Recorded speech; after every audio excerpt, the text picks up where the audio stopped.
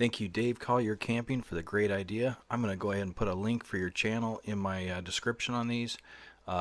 These turned out great. First time trying them. I'm going to call this Shotgun Breakfast because it's Saturday morning before I got them done. Thanks for watching, everybody.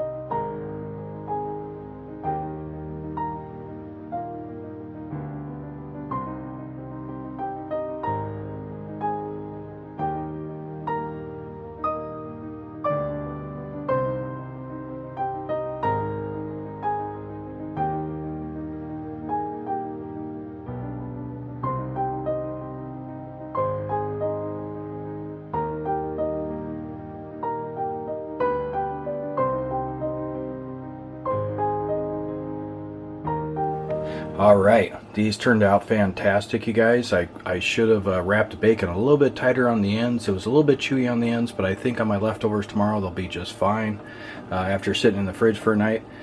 Just want to thank Dave Collier Camping. I will put a link to his channel. He's the one that gave me the idea on these. They turned out fantastic.